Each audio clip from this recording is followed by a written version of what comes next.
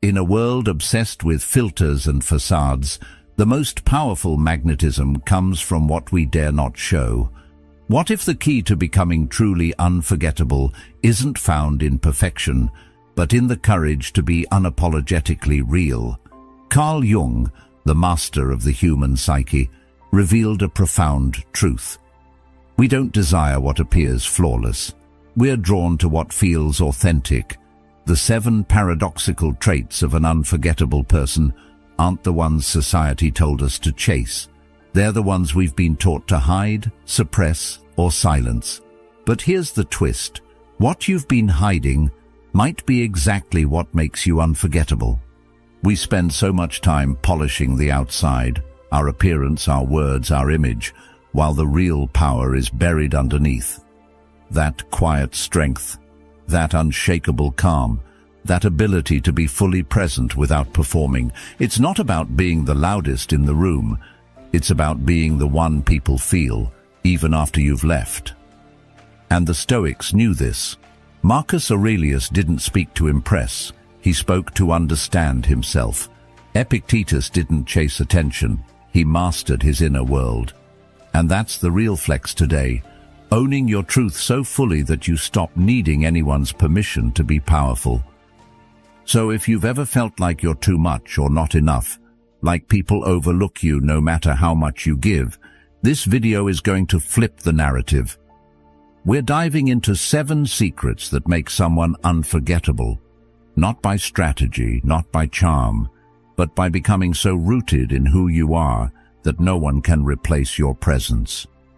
And if this kind of content speaks to something real in you, if it challenges you or brings you peace, then there's one simple free favor I'll ask.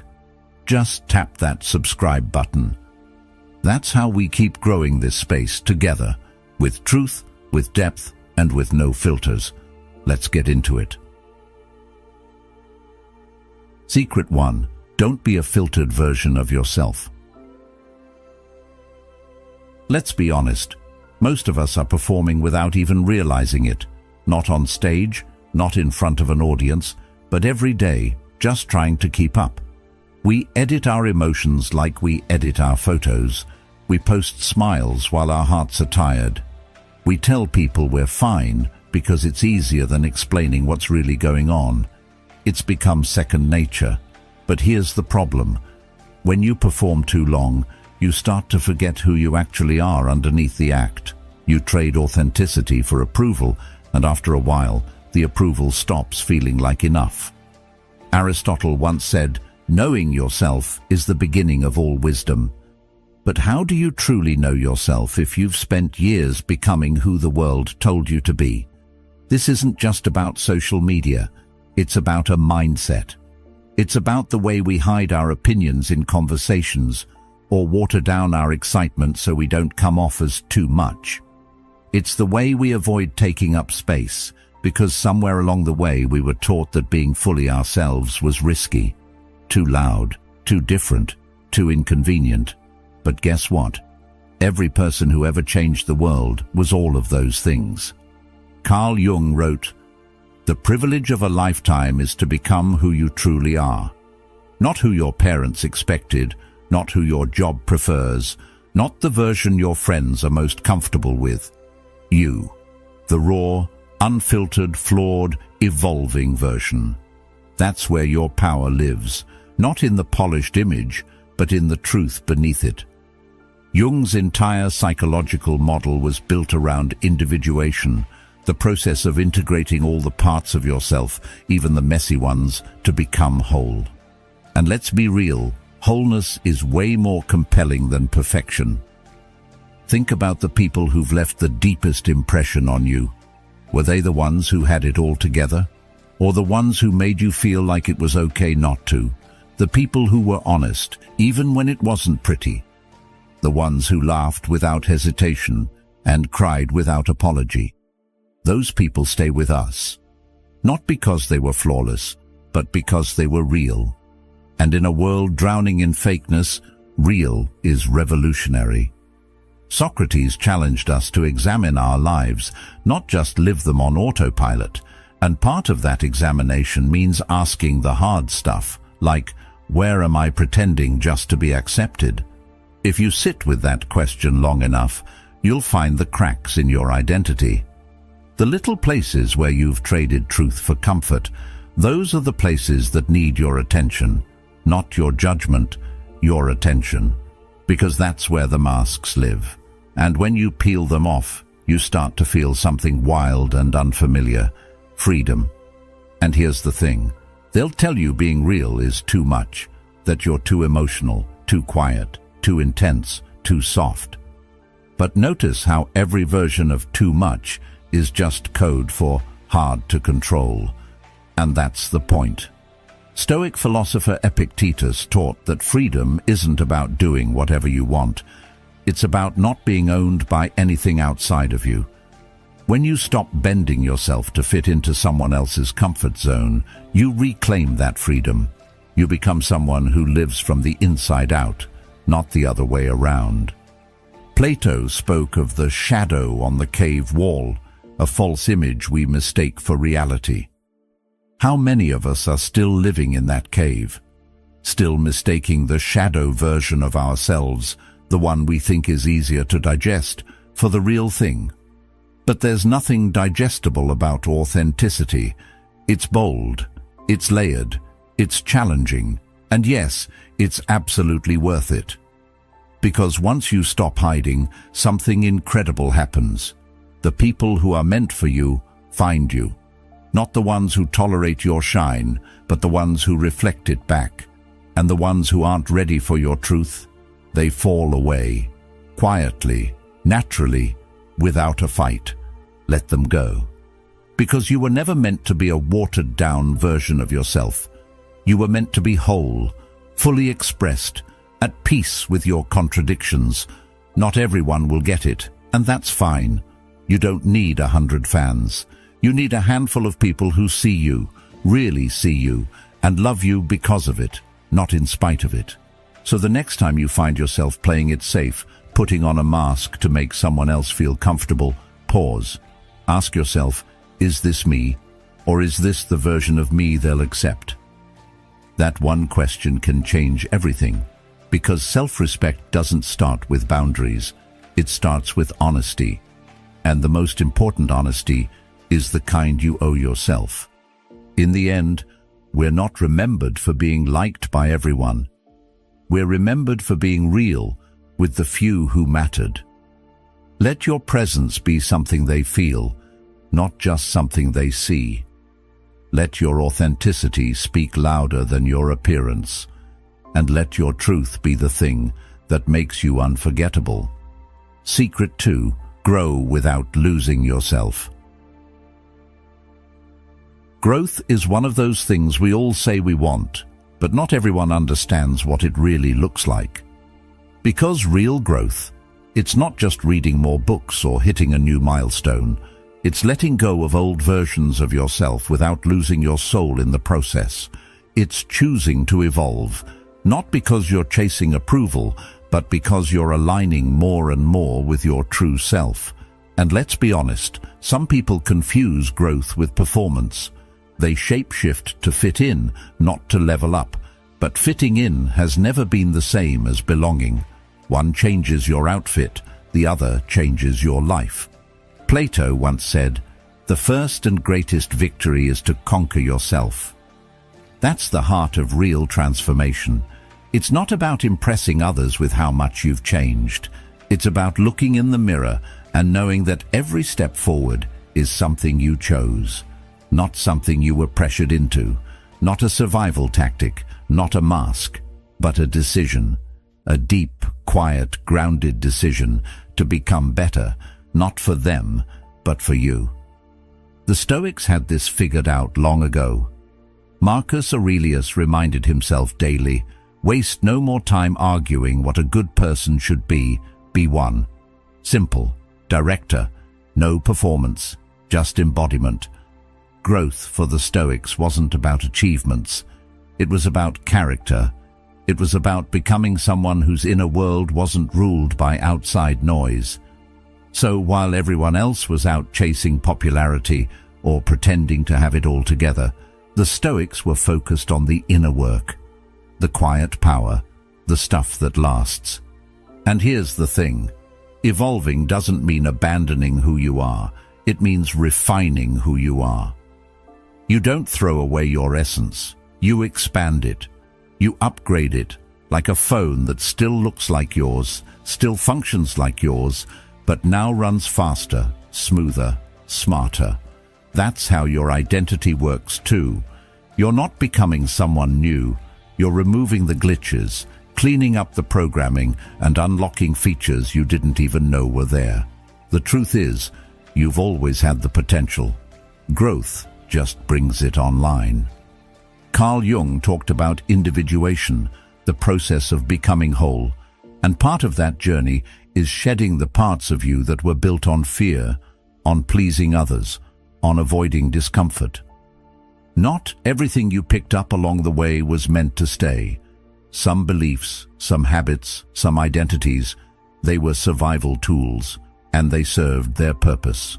But now, they're keeping you small.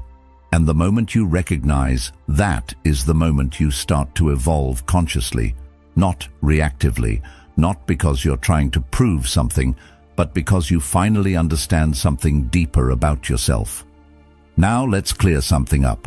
Choosing to grow doesn't mean you hate who you are now. It just means you love yourself enough not to stay stagnant. That's the difference. People who fear change usually think growth is about rejecting the present. But real growth is actually about respecting the present so much you refuse to let it be your limit. You say, "I've come this far, and now I'm ready to go further." That's not self-rejection. That's self-respect. Socrates believed that the unexamined life was not worth living. And when you start to examine your life, not with judgment, but with curiosity, you begin to see the patterns, where you've grown, where you're stuck, where you've compromised your values just to fit into rooms you never even wanted to be in. That awareness is powerful, because you can't change what you're not willing to face. But once you see it clearly, you get your power back. You realize you don't need to wait for permission to become the next version of yourself. You can just start. And listen, growth is messy. It's not all glow-ups and breakthroughs. Sometimes it's awkward. Sometimes it's lonely. Sometimes it means saying goodbye to people who only liked the older, quieter, more agreeable version of you. But let them go. Because you're not here to keep everyone comfortable. You're here to keep your soul awake. Aristotle said, "We are what we repeatedly do." Excellence, then, is not an act, but a habit. Growth is the same. It's not a one-time leap. It's a daily decision. It's choosing reflection over reaction, discipline over impulse, courage over comfort. And you won't always get it right. But the goal isn't perfection. It's progress. It's becoming the kind of person who doesn't need to announce their evolution, because it's written all over how you live, how you speak, how you carry yourself. You'll know you're evolving when your silence starts saying more than your explanations, when your peace becomes louder than your anxiety, when the things that used to trigger you now teach you, and when the people you used to chase now chase clarity, because you've made it so clear who you are and where you're going. So if you're sitting there wondering if it's time to change, here's your sign. Don't wait for rock bottom. Don't wait for permission. You're allowed to outgrow what once felt like home. You're allowed to shift, to stretch, to let go of labels that no longer define you. Growth isn't betrayal. Growth is truth. And when it's rooted in your values, not your fears, it becomes something no one can take from you. You don't grow to be loved. You grow because you already love yourself enough to move. And that's what makes you unforgettable. Not the version of you that stayed the same for acceptance, but the version of you that kept becoming, no matter who didn't get it. Keep becoming. Keep becoming. Secret 3. Own your flaws like a boss. We've been sold this illusion that to be loved, respected, or remembered, we have to be flawless. That we need to clean up every rough edge, erase every past mistake, and wear this polished version of ourselves like armor. But here's the truth that no one tells you until you're exhausted trying to keep up. Perfection doesn't connect people. Pain does. Struggle does. Humanity does. Nobody bonds over how perfect your life looks on the outside. They bond over the moments you got knocked down and still chose to rise. Aristotle said, "Knowing yourself is the beginning of all wisdom." But real self-knowledge doesn't come from studying your strengths. It comes from owning your shadows, from being honest about the parts of you that didn't always have it together, from looking at your flaws and saying, "That's mine, and I'm not ashamed of it." Because shame only has power when you try to hide. The moment you bring those flaws into the light, they lose their grip. And in that moment, you start to take your power back. Carl Jung put it best: what you resist persists. What you accept transforms. That part of you you've been tucking away, the one you think makes you unlovable, weird, too emotional, too complicated, that might actually be your superpower. The very thing that could set you apart, make someone feel seen, or lead someone else out of their darkness. But if you bury it out of fear, you rob yourself and the world of what makes you uniquely you. We've all got scars, emotional ones, mental ones, maybe even physical ones, and society's been trying to sell us cover-up for years. Cover up your pain, your past, your sensitivity, your story. But those scars, they're not signs of weakness. They're proof you healed. They're proof you felt deeply, fought through, and didn't give up. That resilience, that bounce back, that's what makes you magnetic. People don't remember the person who never cracked. They remember the one who cracked, but didn't collapse. Let's bring in the Stoics for a second. Epictetus taught that it's not what happens to you, but how you respond that matters. So, your mistakes, your failures, they're not who you are, but your response to them, that's your character, that's your identity, that's your story. And stories, by the way, don't move people when everything goes right. They move people when the protagonist faces the fire and keeps going anyway.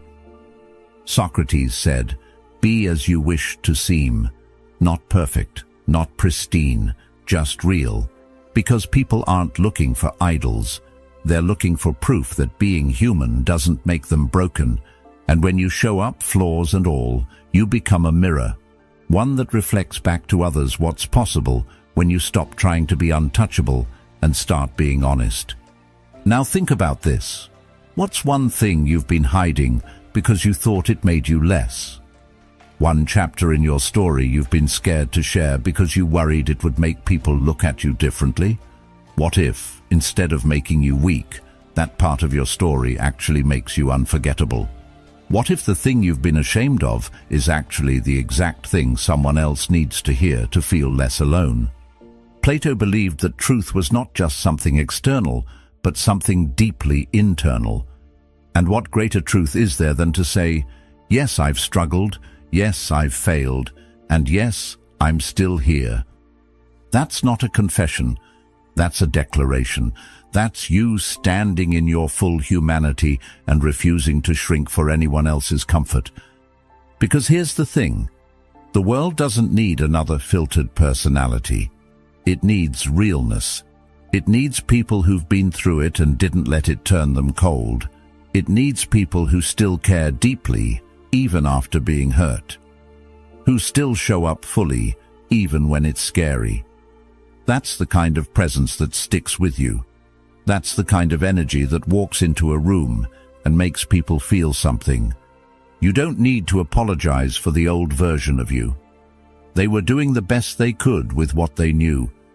You honor that version by becoming someone stronger, someone wiser, not by erasing them, but by building on them. Your growth isn't about forgetting where you've been.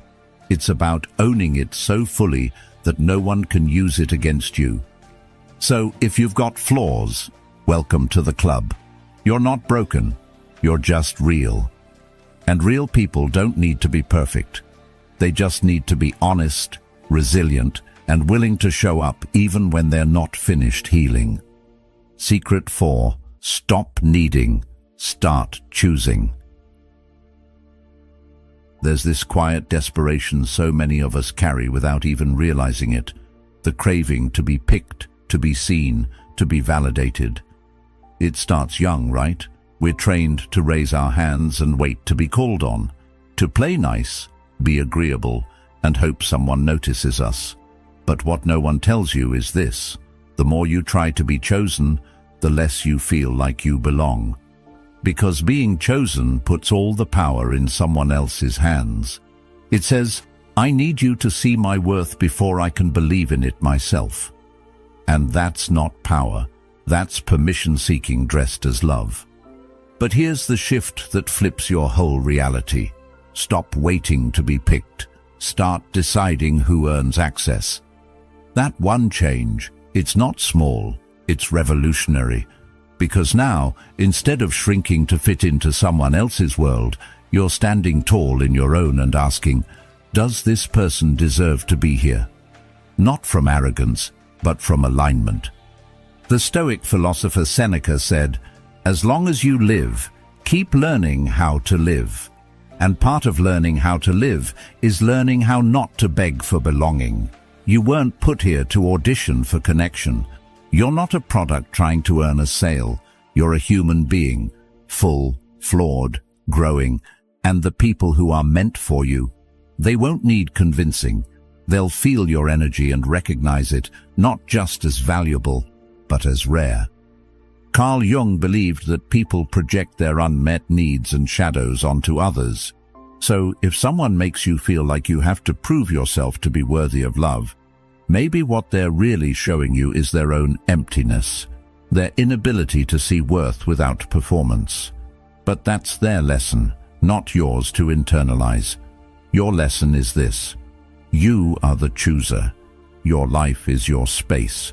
Your energy is your currency. And not everyone gets unlimited access just because they ask.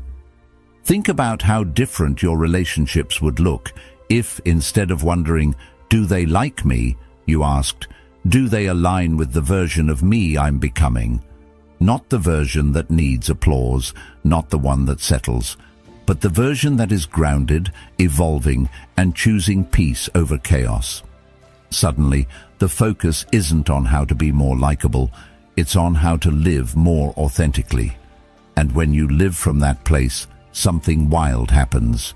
People start respecting you, not for what you do for them, but for how you hold yourself. Plato once said, the measure of a man is what he does with power. And personal power, real, grounded, non-performative power, comes from having standards. From knowing that love, attention, and intimacy aren't things you chase. They're things you welcome when they come from the right place. You get to decide who steps closer and who stays at the gate. Not to play games, but to protect your peace. And let's be real, peace is expensive. You've fought for it. Don't give it away for cheap. There's a confidence that doesn't need to speak, a presence that doesn't need to perform. When you stop chasing approval, people feel it. They feel your self-respect. They feel your boundaries. And something in them, consciously or not, starts thinking, this person's different. I don't want to lose this. That's what makes you unforgettable. Not because you were the loudest, not because you were the most agreeable, but because you were whole, and you didn't hand out pieces of yourself to everyone who smiled at you. Socrates taught that the secret to change is to focus all your energy not on fighting the old, but on building the new. So build this version of you, the one who doesn't shrink, the one who doesn't ask to be chosen, the one who knows that the right people will never make them question their worth. And the wrong ones? Let them go. You don't need their permission to be powerful. So from now on, don't measure your value by how many people want you. Measure it by how true you are to yourself. Because when you show up with that kind of energy, that kind of intentionality, people feel it. And more importantly, you feel it. You walk different. You choose better. You no longer need to be chosen. You already are, by you, and that's what changes everything. Secret 5. Be intense, without apology. There's this unspoken rule floating around. Don't feel too much. Don't speak too passionately. Don't care too deeply. Be chill. Be easy. Be low maintenance. But let's tell the truth. None of that creates real connection. It creates distance. It creates performance. It turns you into a muted version of yourself. And if you've ever been told you're too much, too emotional, too sensitive, too intense, I want you to hear this loud and clear. That's not a flaw, that's a gift. You feel deeply because you care. You express intensely because you're alive. You're not too much. You're just not easy to ignore. Carl Jung believed that the emotional world was not something to repress, but something to integrate. He said, "There is no coming to consciousness without pain." That intensity you carry, it's not there to break you, it's there to wake you. It's the part of you that won't allow life to stay surface level. And yes, it may make some people uncomfortable, but that's not your problem to fix. That discomfort usually says more about their emotional limitations than your emotional intelligence. And let's talk about intelligence for a second. Emotional depth is not weakness, it's wisdom. Aristotle spoke of the virtue of moderation, but he didn't mean suppressing your nature. He meant mastering it, directing it, feeling without drowning, loving without losing yourself. That's the difference between chaos and courage. And make no mistake, your ability to feel deeply is courageous. Because in a world where most people numb out, scroll endlessly, or build walls, you show up with your heart still open. That's not too much. That's rare. Now, why do people call you too much? Because intensity can't be controlled. It demands presence. It asks questions. It feels everything. And that level of honesty scares those who are hiding behind masks. Your passion makes them question their apathy. Your tears make them face their numbness. Your truth, it makes them uncomfortable with their lies. So rather than do the work to meet you where you are, they label you too intense, too emotional, too complicated. But that's not truth. That's projection. The Stoics, yes, even the masters of self-discipline, never told us to deny emotion. They told us to understand it. Marcus Aurelius wrote, "You have power over your mind, not outside events. Realize this, and you will find strength." That includes your emotional life. You don't need to tone yourself down. You just need to direct your fire. Channel your passion. Let your emotions inform you, not rule you. That's strength. That's emotional maturity. That's what sets you apart. Socrates once said, "To know thyself is the beginning of wisdom." Well, knowing yourself means knowing how deeply you feel and not making yourself wrong for it. It means honoring the fact that your sensitivity isn't weakness. It's awareness. It's your radar for truth. It's the reason you walk into a room and feel what no one is saying. It's why your intuition is so strong, why your connections go deeper, and why the people who truly know you feel seen in a way they've never felt before. So no, you're not too much. You're just unwilling to live small. You're unwilling to fake indifference. You're unwilling to detach from things that matter to you. That doesn't make you difficult. That makes you authentic. And in a world that teaches people to shut down, you're choosing to stay open. That's a choice. That's a strength. And it's unforgettable. So the next time someone tells you you're too much, smile. Look them in the eye and say, "Then go find less." Because you're not shrinking to fit inside someone else's comfort zone. You're expanding into your full emotional power. And the people who are meant for you, they'll never ask you to shrink. They'll rise to meet you. They'll match your depth. They'll celebrate your passion, not flinch from it. Because people who feel deeply love deeply, and people who love deeply, they change lives. So don't dim that. Don't dilute it. Be all of you. Be bold. Be passionate. Be honest, because that's how you leave your mark, not by being agreeable, but by being real. Secret 6. Hold your standards without guilt. There's a quiet power that comes alive in someone the moment they realize they deserve more. Not in a loud, boastful way, but in that calm, steady presence that says, I'm not settling anymore. It's like a switch flips, and suddenly the old patterns, the one-sided relationships, the draining conversations, the tolerating, the pretending, they stop. Not because the world changed, but because they did. Because once you know what you're worth, the begging ends, the chasing ends. You're no longer seeking scraps of love or fragments of attention. You're holding out for what's real.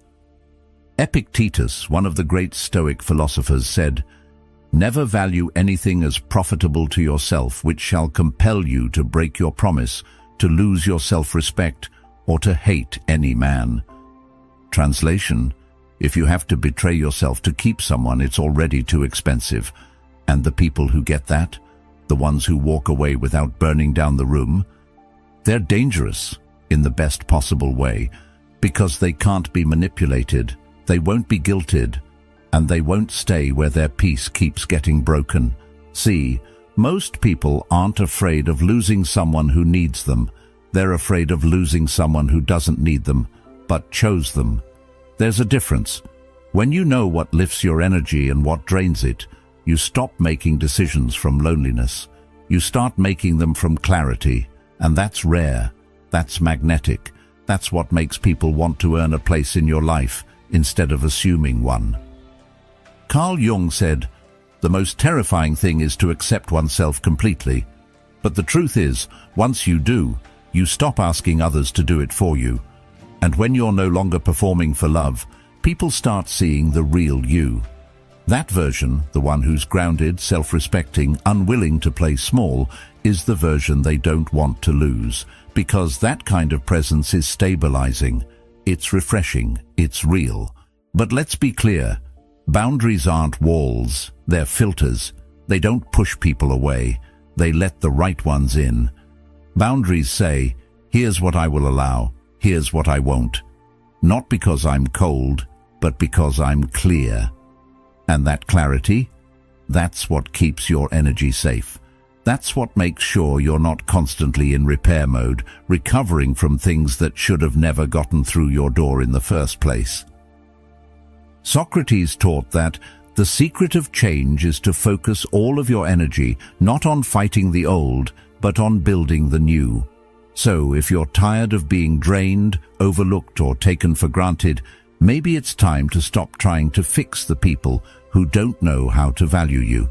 Maybe it's time to build a new standard, a new way of showing up that doesn't bend just to keep the peace. Because peace that costs your self-worth is just disguised self-abandonment. And here's the thing, knowing what you deserve doesn't mean you think you're better than anyone. It means you've finally decided you're not less. That decision changes the way you speak, the way you love, the way you choose. You stop entertaining half effort, half presence, half truth. You don't demand perfection, but you require consistency. You don't want fairy tales, you want honesty. And you stop asking, am I asking for too much? And start asking, why was I settling for so little? Aristotle said, we are what we repeatedly do. Excellence, then, is not an act, but a habit. So let self-respect become a habit. Let saying no when something feels off become natural. Let choosing peace over popularity become your go-to move. The world will adjust. The wrong ones will fall away. The right ones will rise. So here's your challenge. Revisit your standards today.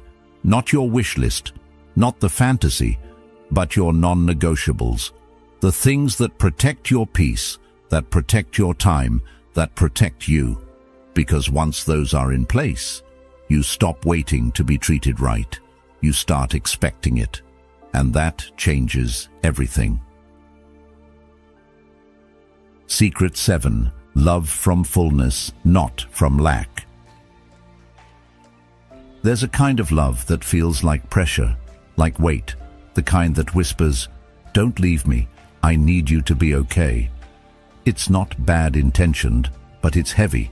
It's the kind of love that suffocates instead of supports. And here's the reason why. When you love from a place of emptiness, that love becomes a transaction, a subtle plea for emotional survival. You're not really offering love, you're offering need. And that kind of love, no matter how sincere, ends up exhausting both people. Carl Jung said, "The most terrifying thing is to accept oneself completely."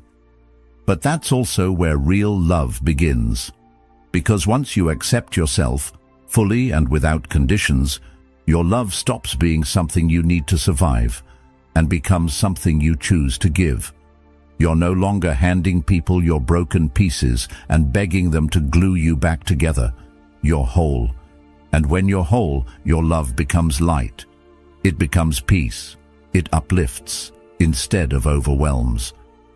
You see, people think intensity equals love, that clinging means connection. But real connection isn't built on fear of losing someone. It's built on the freedom to choose them over and over again, without fear, without dependency.